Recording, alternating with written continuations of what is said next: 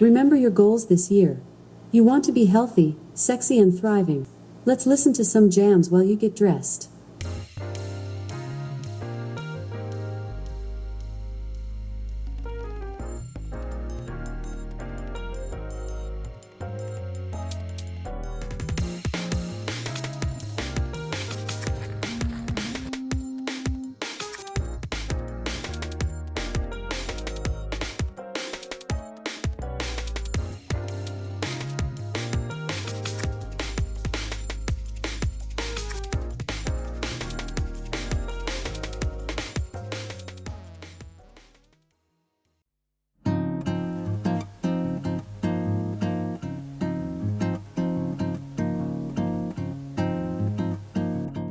Hey guys, just wanted to give a quick update.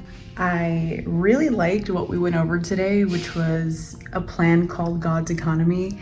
And it's basically just a reminder to live in abundance versus a scarcity mindset, which I really love. And so it says, this man had everything the world says we should want: wealth, status, and security. But when Jesus told him to sell what he had and give to the poor, he just couldn't do it. I feel like a lot of us get into this scarcity mindset where we feel more anxiety and fear instead of love and giving energy out into the world. If we just helped each other more often, this world would be a different place for sure. I tend to forget that as well. I tend to focus too much on what I'm doing. You could have all the riches in the world and you could still live in a scarcity mindset. It doesn't matter. The money doesn't matter. It's about how you approach the world and how you see the world and how much you're willing to give to your neighbor.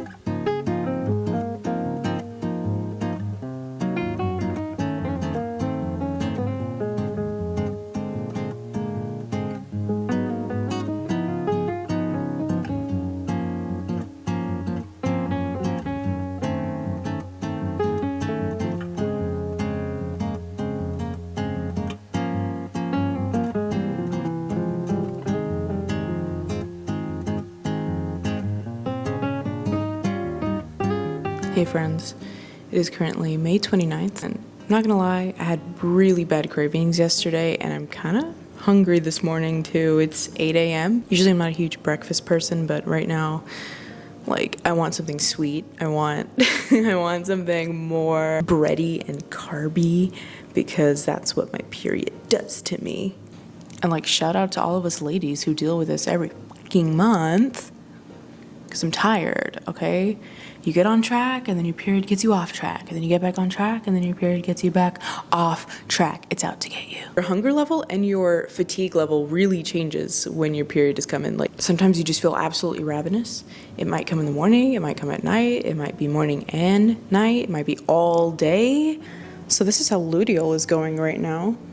Absolute cravings. I'm going to be in the trenches in a couple of days probably, if it's anything like my last cycle. I plan to keep this still within my calorie budget. It's not really about deprivation, it's just about adjustment and flexibility. And I think also I'm going to try to incorporate eating a little more breakfast in the morning, so that way by the time evening comes around, I'm not really feeling as snacky as usual. So just balancing out the hunger throughout the day.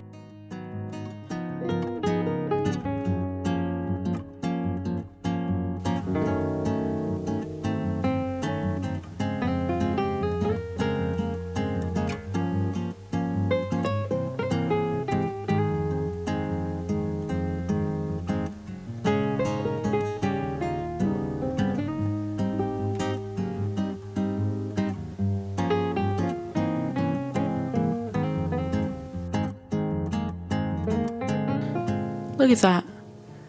I did this with my work colleagues. It's my first terrarium ever. Look. It came with a little dino. I added some mushrooms. I don't know what these plants are called, but they're cute little succulents. I just need to make sure it survives. Anyway, it was sitting on my desk. I had to show you. What I'm noticing is throughout the day, I'm pretty much doubling my move goal. I'm walking, I'm cleaning, I'm like walking back and forth, and that all adds up throughout the day, and that's a really good reminder for me because it's not just exercise that's going to count towards your weight loss. It's going to be the little things too, walking here and there, back and forth from your house, in your house, like getting your packages, getting the mail. Stuff like that adds up by 11 p.m. For the past week, I've been doubling my move goal, so it's been hitting 200%. And I spoke with my good friend ChatGPT, my diet coach, and ChatGPT told me that I could lose half a pound a week by burning just 250 calories if I'm eating 1,500 calories in maintenance. So burning 250 on top of that, I'll be on track to lose about half a pound a week. If I want to go more aggressive and lose 1 pound a week, it's going to be 500 calories I have to burn a day, only eating maintenance and then burning 500 on top of that. So I'm trying to do the in-between. I'm okay with half a pound, and I'm also totally fine losing a pound a week if I can sustain it easily, right? So if I'm noticing I'm doubling my move goal every day and burning 500 calories, but it seems effortless, that's going to be a lot easier to lose a pound a week because I'm not really thinking about it. So doing these calculations and talking with my good friend ChatGPT helps me understand better what my goals should be and when I can expect to see results also. So I'm not expecting to see some drastic weight loss at the end of this challenge because it's not physically possible. At most I'm going to lose 4 pounds in a month. And then if not, I'm going to lose half a pound a week, so only 2 pounds a month. So it's going to be a very slow process, but I understand that. And hello, I did this to myself. So now I have to regain my strength back. And I think doing your own research, creating your own little plan, even if you have to talk to ChatGPT about it, do it.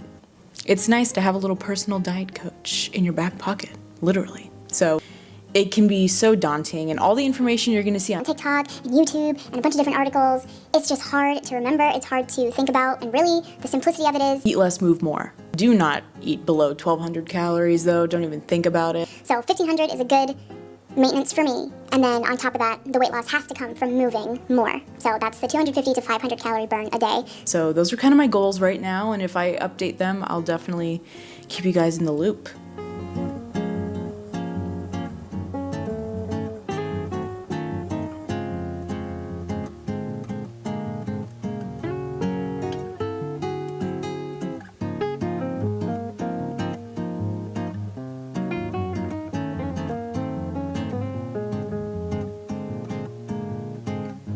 Brianne, your next event is Clavio Training. Hold, today at 12:15 p.m.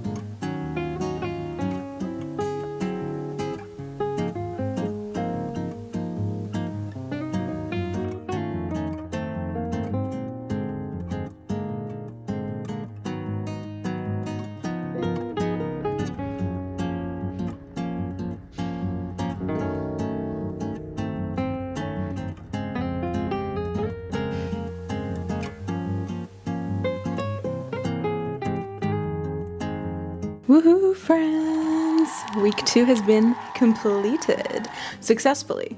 Now, there was one day where I didn't read my 10 pages, okay? And I'm just being honest. I forgot and I fell asleep. But the rest of my habits I checked off, and I just wanted to give a quick recap of week 2. I lost a pound. I lost 1 big pound. I checked this morning because now we're entering week 3 at this point. I'm recording a little bit late, so I'm not going to reveal my weight just yet for my peace of mind. But at the end of this challenge, I will reveal to you my start and end weight to see how much progress I made and see how much of an impact it was to my body. Week 2 was the beginning of my luteal phase. I want extra sleep during this time and very hungry. I'm still kind of dealing with that at the start of week 3 before my period, but week 2, when it started, it did hit pretty hard. And I went over a little bit on my caloric intake, but it just proves it didn't really impact a whole lot with my weight loss because I was moving enough. So my calories burned every day this week for week 2 was about 500 calories burned every day. So that is really, really good. Honestly, before this challenge was just not done, like I did not burn 500 calories in a day, which is why I was so stagnant with my weight. Now I'm starting to see results. But yeah, it can be very simple. Another thing I worked on in week 2, I read a Bible verse about gratitude and having the joyful energy of giving, and I really liked that because sometimes I focus too much on other things that have to do with just me and my life, and sometimes I don't think enough about how to give to others on a consistent basis. So for week 2, I focused on giving more, and one, I gave all of my teammates that I work with on the daily basis. I gave there's an app called Bonusly, and you can give them points that actually turn into gifts. So I focused a whole 30 minutes or so, focusing on sending so much gratitude to my teammates and sending all these points. So I just gave credit where credit was due, and it felt really nice. And I also gave away one of the tables that has been sitting here that we didn't want. And instead of selling it, just gave it away to this cute little family, and they were really happy to receive it. I realized this isn't just a weight loss challenge, it's also a spiritual challenge. It's a mindset shift. It's focusing on gratitude, applying whatever I'm learning from my readings and my Bible study. It's all about learning and application. And yeah, that was week 2, and I would call it a big success. And now we're diving into week 3, so keep an eye out for the next video. Thanks. Bye.